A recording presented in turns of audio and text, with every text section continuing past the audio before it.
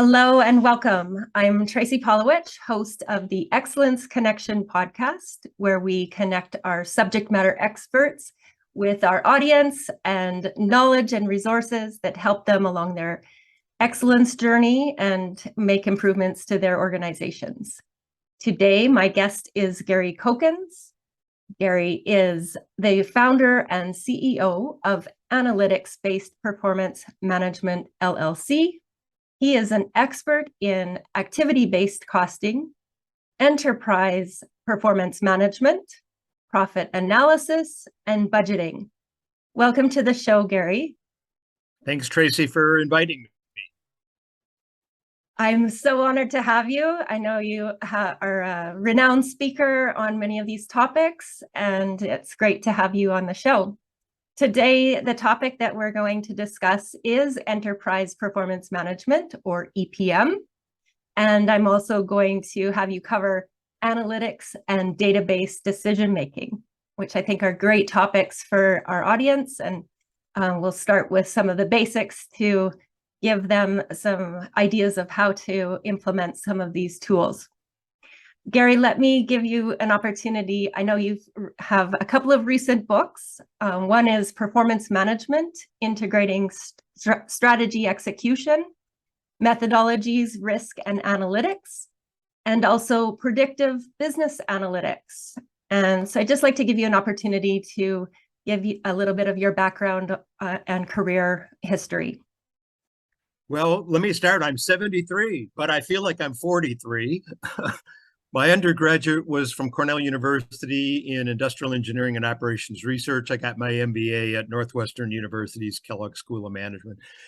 My career was really like in 3/3. The first decade was in industry, a large manufacturing conglomerate in the US. Then many years as a consultant with Deloitte, KPMG, electronic data systems for the short period when they tried to get into consulting.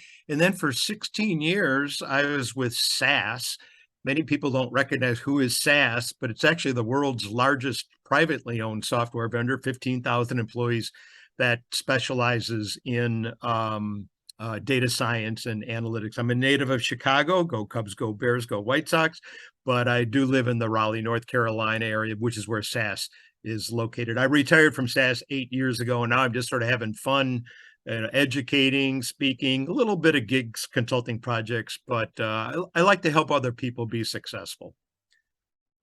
Yes, and you were explaining to me how you're also an honorary Canadian, which I'm excited about as well. Good. So let's get started. We hear a lot about performance measurement today, but in this podcast, what I want to elaborate on is performance management. And I would imagine that these concepts are fairly interrelated and go hand in hand, and you probably need to have performance measures and that data in order to develop an effective enterprise management system. But can you explain a little more about what enterprise performance management is? Well, there's a lot of confusion and lack of consensus about what enterprise performance management is. And it's also, there's corporate performance management, EPM, CPM, they're really synonymous. It's just public sector government people kind of don't like that term corporate performance. But the problem is with the confusion is the organizations that do implement some of these methods, and I'll in a second, well, I'm probably say it now, enterprise performance management is really the integration of multiple methods seamlessly. Think of them like gears in a machine. Problem is, though, when organizations do implement some of them, they implement them in isolation of each other. So you've got profitability reporting people in one part of the building. You got budgeting and planning people in another part of the building. You got risk management people in other part of the OpEx, excellence, lean management, another part of the building. You get a lot more power and synergy when you integrate seamlessly, like the gears in a machine, all of these methods, and even more power when you embed analytics of all flavors, regression, correlation into each of the methods. So that's basically my simple definition or description. That's what enterprise performance management is. Multiple methods integrated. That really ties nicely with our our excellence model, the organizational excellence framework, because we, express the benefits of having an integrated management system and model of operating the organization as well. And we recognize that there are multiple interrelated and integrated parts that make up the whole. So are there specific performance measures and analytics that you must use to manage the performance of an organization successfully? Well, there's many measures, and that would fall under the umbrella. One of the methodologies in EPM is strategy management, where you basically define key performance indicators and what I call operational performance indicators. They're all measures, they're all important, but they serve different purposes. But maybe what I should describe is, why is there growing interest in EPM? And I will include the description of this strategy management in it. Is that okay? Perfect. Yeah, I like to basically, it's a bit of a laundry list, and this may take me 3 or 4 minutes, and then it'll give us an opportunity to dive deeper. I call these sort of like the 9 forces or causes of interest, increasing interest in performance management. The first one is what I did mention, but it's executive frustration and failing to execute their strategy. Most executives are quite good at formulating strategy, but the frustration is, how do they actually basically make it happen? And there's some empirical evidence on this. There's a recruiting firm in Chicago, Challenger Gray and Christmas, that monitors the involuntary turnover of CEOs. It's increasing each year, and I believe it's because board of directors post-Enron take their job seriously. And if the CEO is not executing the strategy, they're out of there. A good example would be Carly Fiorini at Hewlett Packard. They gave her a few years, she didn't do it, gone. Second, and this is where the strategy map and balance scorecard and KPIs come in. We'll get to that later. Second cause is increased accountability. Today, there's no place to hide. Managers and employees will be monitored. They will be measured. Doesn't necessarily mean their jobs are at risk, but it could adversely affect their salary increases and job promotions. Another force is more rapid decision-making. Unlike a few years ago, you could test and learn, meetings and conference rooms. Today, managers and employees are on the phone, go or no go, yes or no. They need to make a decision in near real time, if not in real time. They almost wish an executive was sitting next to them and say, what answer do I give that aligns with your strategy? Fourth is mistrust of the management accounting system for visibility, transparency, and accuracy. And, the reality is most managers do not trust the management accounting system. I'm not talking about the external financial accounting system for statutory and compliance for government regulators, like in the US, the SEC. I'm talking about internal management accounting. And the problem there has to do with overhead cost allocations. We can get to that later. Most accountants, they allocate that overhead like spreading butter across bread, and there's no cause and effect relationships. Management accounting basically resolves that using activity-based costing principles. Another force is poor customer value management. Customers are the source of value creation for shareholders and owners. But the problem is many of the CFOs and the accountants are not fully reporting customer profitability. They're stopping what I would call halfway in an income statement at what's called the product gross profit margin line. So they're not going below that line to include channel distribution expenses, marketing expenses, selling expenses, cost to serve.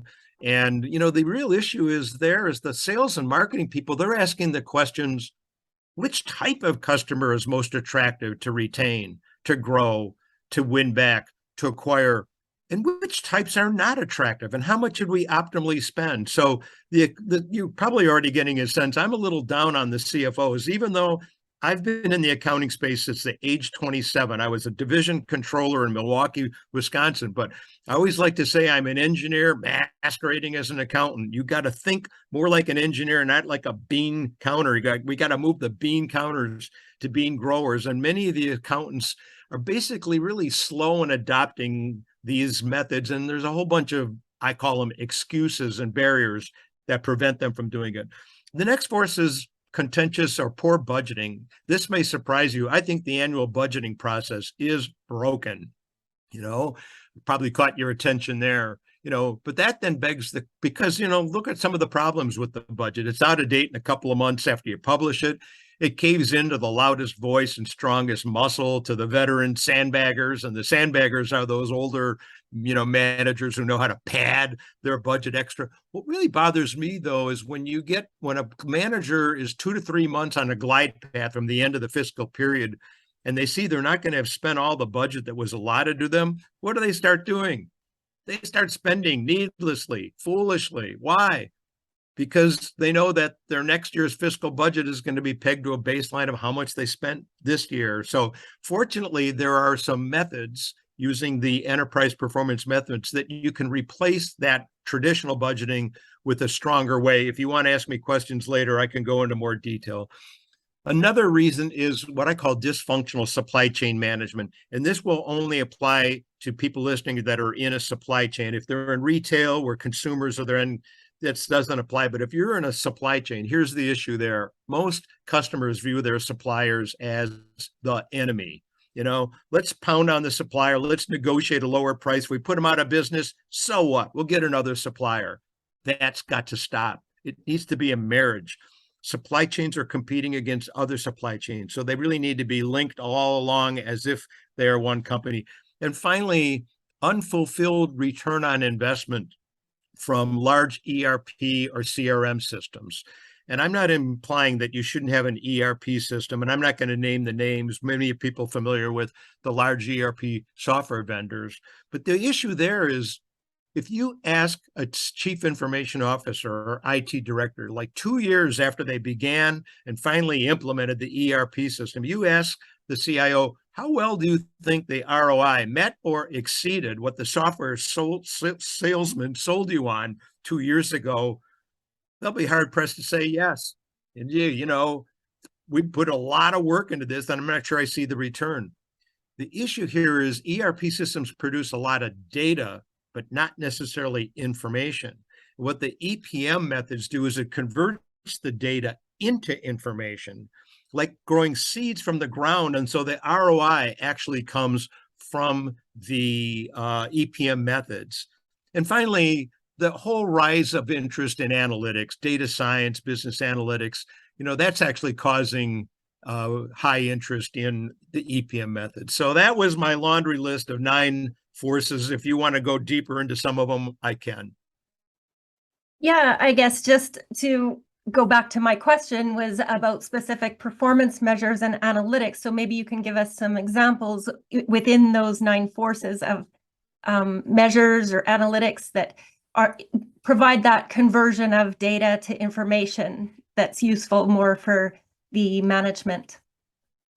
Well, let's separate measures and metrics from analytics. We'll treat that separately. I'm going to return back to that first force I mentioned, which was the strategy map and the balanced scorecard. And there are other strategic strategy management tools, Coach and Henry and the Blue Ocean. But I think a popular one is the Kaplan and Norton. Those are the 2 professors that created the strategy map and the balanced scorecard. Just a real quick primer on it. What Kaplan and Norton recognizes was executives were overreacting to financial results reported at the end of the period. They said, you need to shift your attention to non-financial metrics and measures, what you're referring to, reported during the period. And they created these 4 perspectives. And I'm going to go through this quickly, but those listening, if you want to just Google search strategy map balanced scorecard, you'll get an idea what I'm about to describe. So they created these 4 perspectives that go from bottom to top. And the bottom perspective is learning and growth and innovation. That's where the employees are. And in each of those perspectives are 2 or 3 strategic objectives. If you're accomplishing those strategic objectives, learning and growth, they'll contribute to the process improvement objectives, like associated with 6 Sigma quality, lean management. If you're accomplishing those, they'll contribute to the customer retention, loyalty objectives.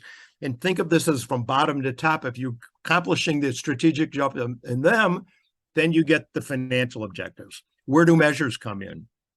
in each of the strategic objectives that are defined, and that should come from the executives, that's their job, really, to set direction. Their job is to really answer to the company, where do we want to go? But the strategy map and balanced scorecard answers is a different question. How will we get there? What are these in these strategic objectives? What are the projects and initiatives to accomplish each of them? And then once we have the strategic objectives, what would be 2 or 3 metrics that we could monitor that we're making progress towards accomplishing each of those strategic objectives? Now comes in targets. The executives really need to put targets onto the KPIs, hold managers accountable for achieving or exceeding the target. And notice the result. By doing that, it's really a motivation incentive. You're really aligning the behavior of the managers with the projects, priorities, and decisions with the strategy. That solves that problem of CEOs being terminated that I mentioned, earlier. Also solves another problem. Most managers and employees don't really understand the executive team strategy.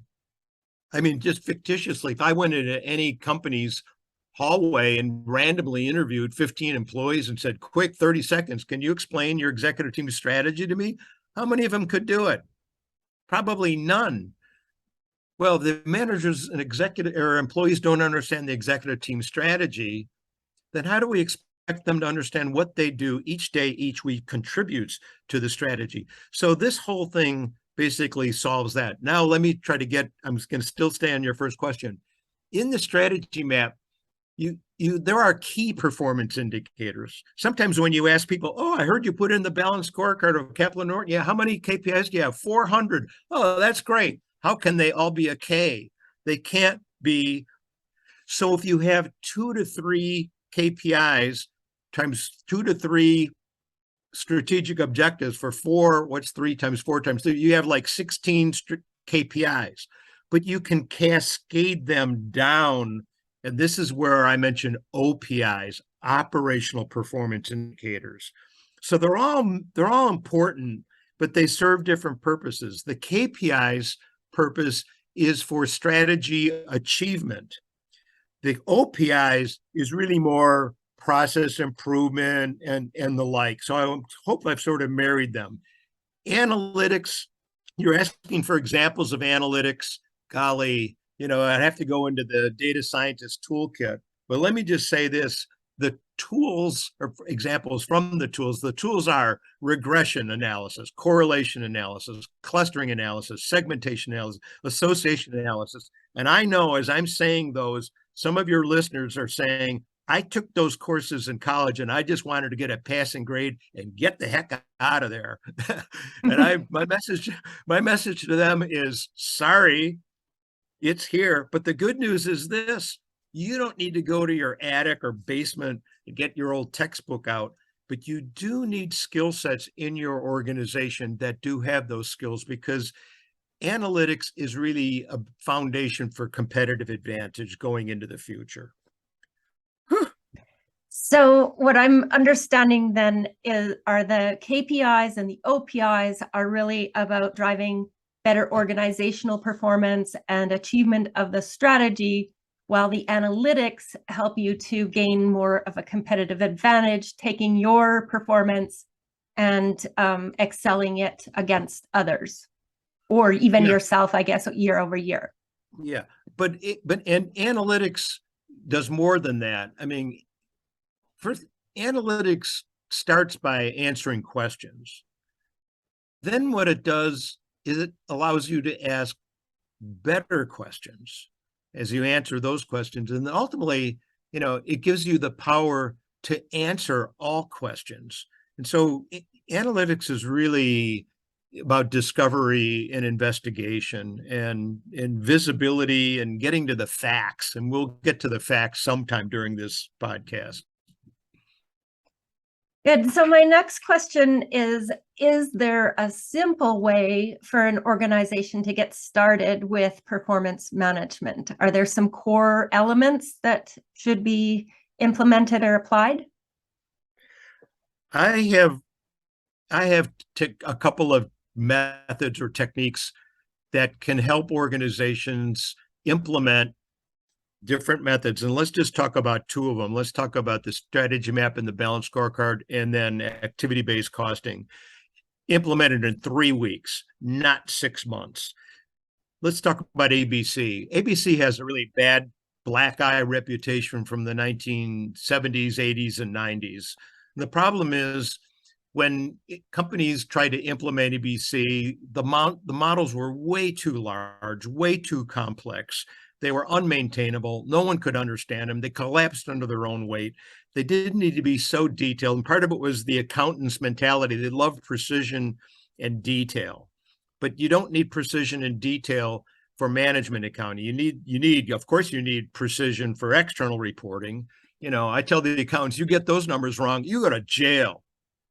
But if you get the management accounting numbers wrong, you don't go to jail. So, it's okay to be 95% accurate. The problem with the traditional cost accounting, standard costing, I mentioned about butter spreading, is these accountants will take this large amount of overhead, and overhead this is really indirect expense. And in many organizations, the indirect expense can be 50% of the expenses. The direct expenses are 50%. So it's huge. The more the companies have variation and proliferation of products and services, that just creates more complexity, and the complexity causes the need for the overhead. So the accountants, in the traditional way, they said, well, I got this big overhead, let me allocate it on a number of labor hours in a manufacturer, number of units produced, sales dollars by product or service, a number of employees, head count, square feet, square meters. None of those cost allocation factors reflect the unique consumption that those diverse products consume of the end-to-end business processes and the work activities that belong to them, which in turn consume the expenses, salary, supply, and so forth. So with activity-based costing, you basically are decomposing the indirect into pools, and you're tracing and assigning them with a cause and effect relationship with a driver. So let me come back to rapid prototyping.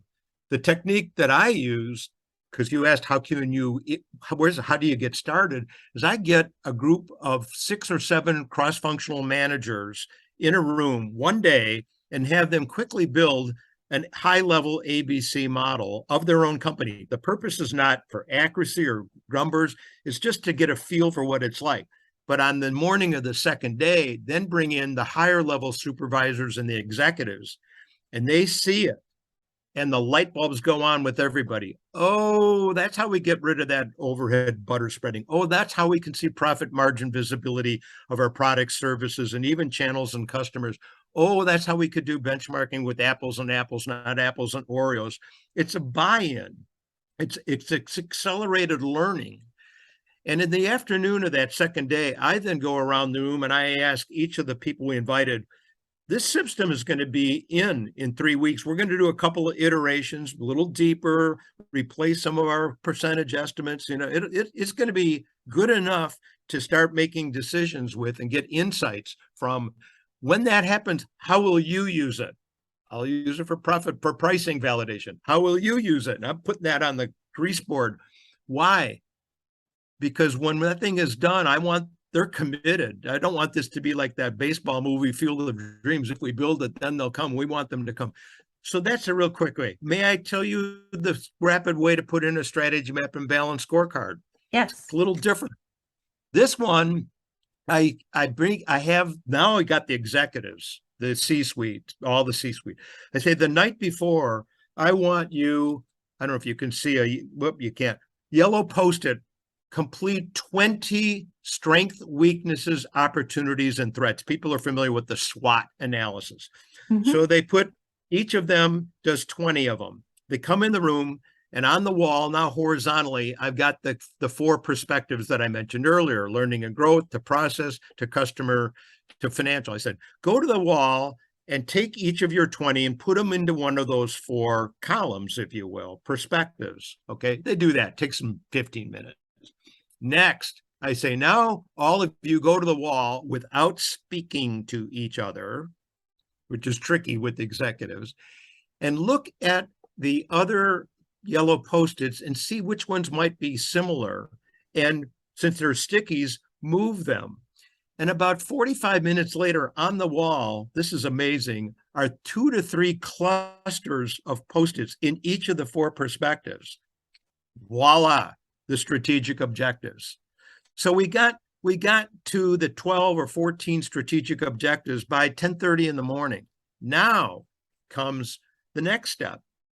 We go to each one of them individually and say, what would be a project or initiative or a core process to improve, getting back to process excellence, that will accomplish that strategic objective? And that takes about a couple of hours because we're going through all 12 of them. And I'm basically have a kind of a page doing all this in an Excel spreadsheet. And now in the afternoon, now we get to the measures. We say, for that strategic objective, for that project, what would be a metric or measure that we could monitor?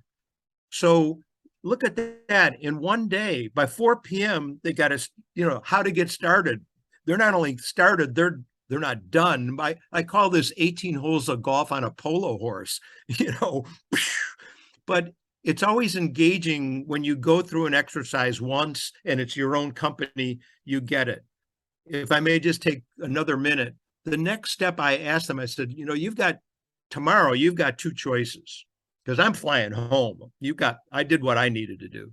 You could come back in this room and do what I just did more slowly, or you could delegate the strategic objectives to your first line managers and give them 1 week and say, you define the projects and initiatives for each objective, and you define the KPIs.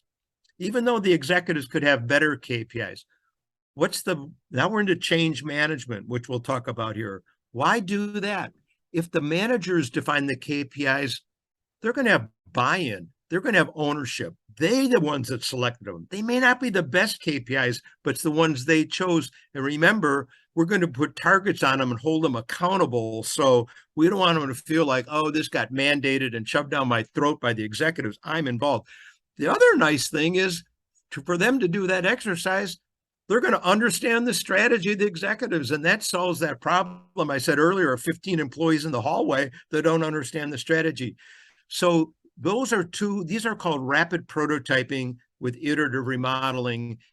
It doesn't take months, and years to implement these methods. You go really quickly, and then you start using the information to get payback, the ROI. Remember I said you get the ROI from the method. So what an engaging and simple methodology. And, thank you so much for sharing that. I think that's going to be something that's very valuable to our listeners. Even if they don't have somebody to facilitate going through that process, you've laid it out in such a way that I think any organization could take that on even themselves. So thank you for sharing that. So in your book, Performance Management, Integrating Strategy, Execution, Methodologies, Risk, and Analytics, you discuss the goal of developing a performance management framework that links those various operational activities with the business strategy. So this what you just described leads me into this question. And, can you expand on what's meant by this? Like, why do we want to incorporate and integrate the operations with the strategy? Why is that so important? Well, think of them sort of like the fuel of a car and the engine of the car. The strategy is really, the car design and engine, but it needs to be powered.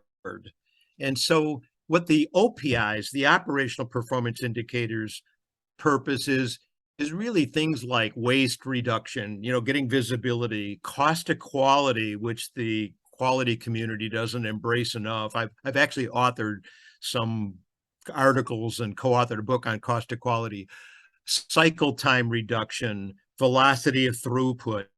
Those are the things that actually reduce cost, or more with less. You get more output with the same or less resources.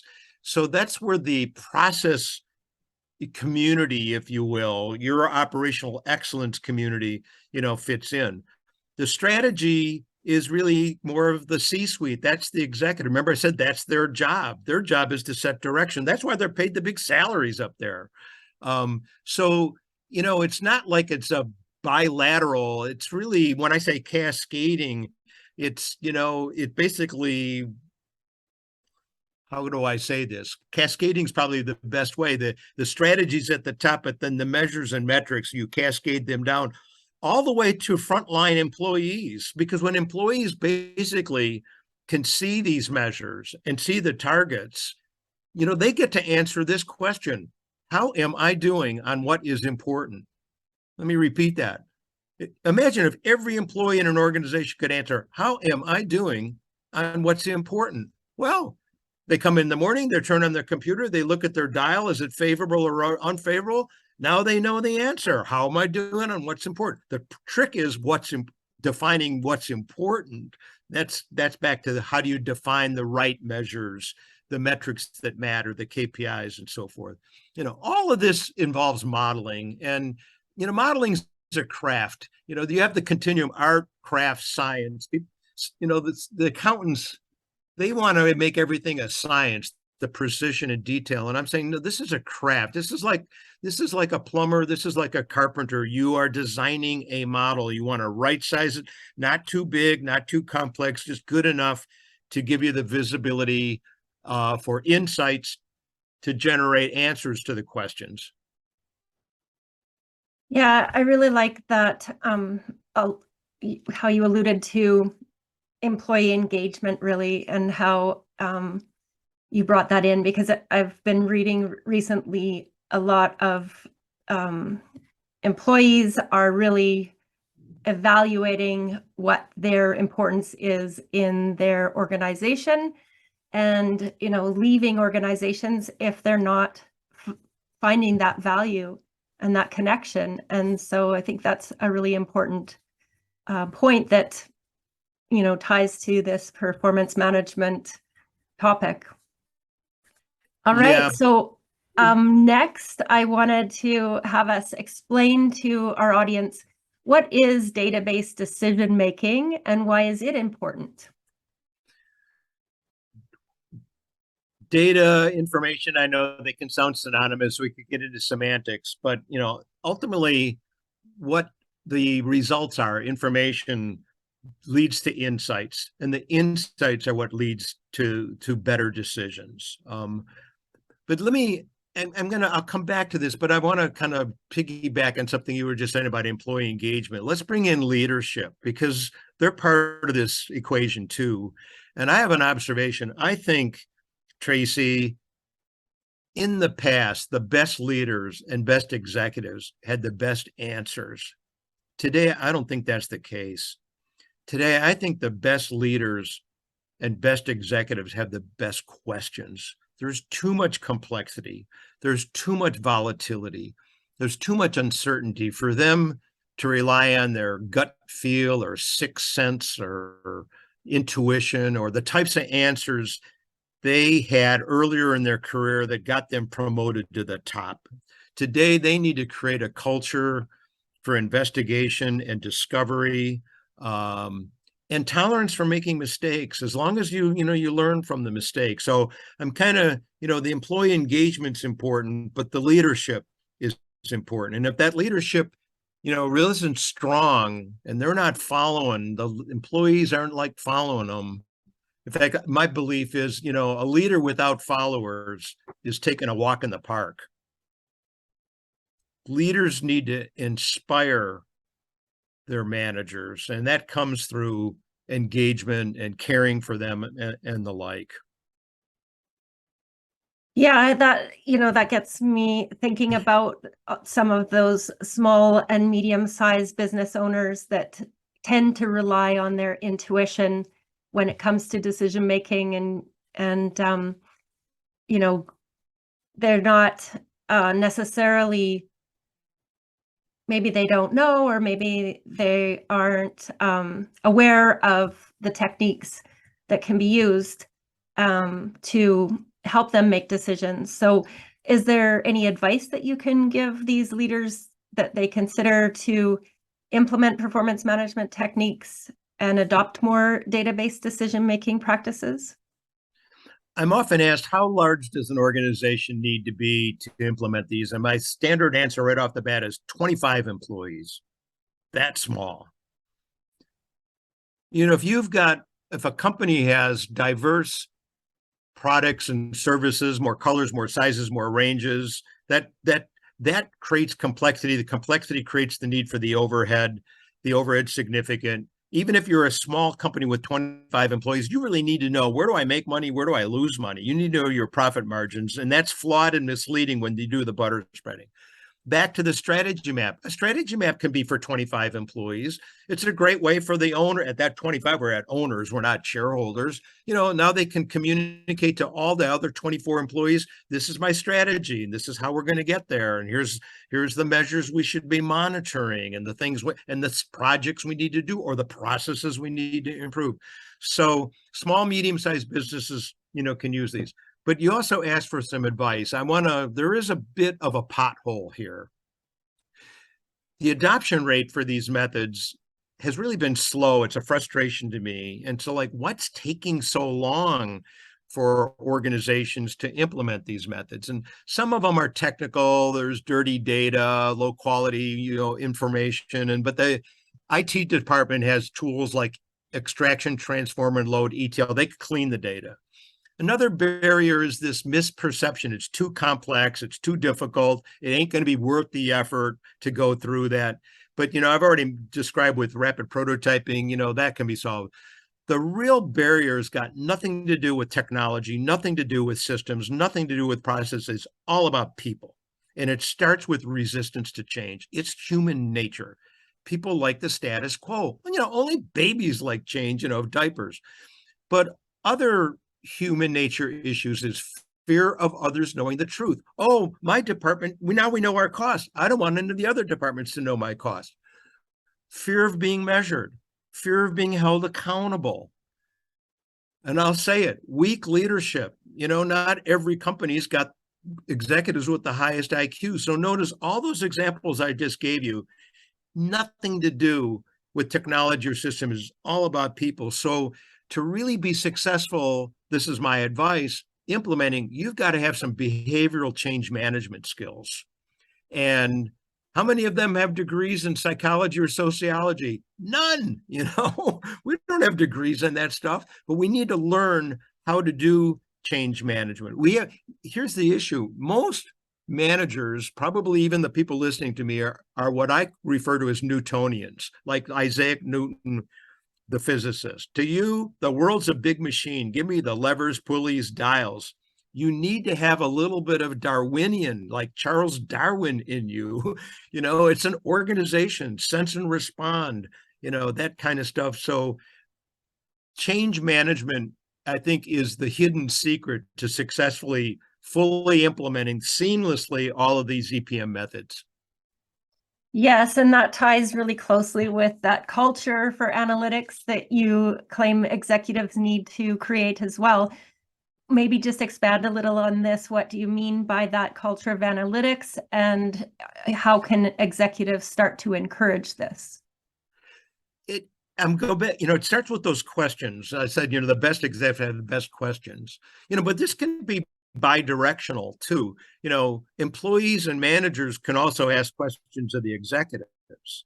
And it could be career limiting if you get yourself with, too sensitive of questions. But if you start asking the executives, do all the employees and managers understand the strategy? Are we measuring the right things? Do we know where we make or lose money accurately? Notice I just gave 3 examples. There's 40 examples. Actually, if you go to my website, on my homepage, I think I've got about 15 of those questions. If it's okay, my website is www.garycokins.com. I'll link it in the video as well. Yeah. And there's tabs, there's many articles I've written. They're all free. There's no charge. So think of it as just like an educational source. If the employees can ask those questions of the executives, they're going to feel uncomfortable. It's discomfort. We call it fear, uncertainty, and doubt, FUD. That's a good thing to get that reaction, that stimulation from the executives, because then they're going to ask, well, how would I answer the question? communicating strategy to employees, understanding profit. And now that's a lead into, well, there just happens to be these methods that are like these gears in this enterprise performance management suite. So that's my suggestion. Awesome. Thank you for that. And my last question, Gary, is I ask all my guests this: how do you remain in the growth zone? In other words, what do you do to deepen your own growth mindset? I attend a lot of webinars. Just as people are listening to me, I'm listening to other webinars. I now that I'm partly retired, if you love what you do, you never work a day in your life. So that's why I enjoy doing this. I do a fair amount of coaching, and I call it knowledge transfer of consulting firms, CPA firm advisory arms. And the reason that is because in the CPA world, the artificial intelligence and robotic process automation is going to replace the audit with a computer. They've got to move to advisory services. So if I can train them how to do like these rapid prototyping, then they can then deliver those services to their clients. And so in terms of my own growth, every time you interact with another party, you always learn something that you didn't know before, a new industry or the like. So, but hey, I think we're probably near the end. Can I conclude with a couple of remarks? Absolutely. Okay. Thank you. Here's something that if anybody listening to this webinar forgets everything I said, I want you to remember this one thing. In the absence of facts, anybody's opinion is a good one. I'll repeat that. In the absence of facts, anybody's opinion is a good one. But usually the biggest opinion wins, which is the opinion of the boss of the boss of the boss. So to the degree up there, they're making decisions on gut feel, the intuition, flawed and misleading information like the traditional butter spreading. The organization's at risk.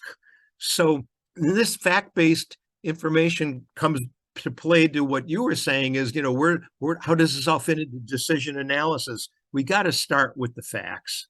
And once we have the facts, then we can get visibility and insights. And once we have insights, that can either lead to making a decision right on the fly or asking more questions on the pathway to get to the decisions. But in the end, it's all about good decisions. Absolutely. Gary, thank you so much. You've shared a ton of information and advice in this small amount of time, and I know that the listeners are going to really appreciate that. Thank you. My pleasure. Thank you for inviting me.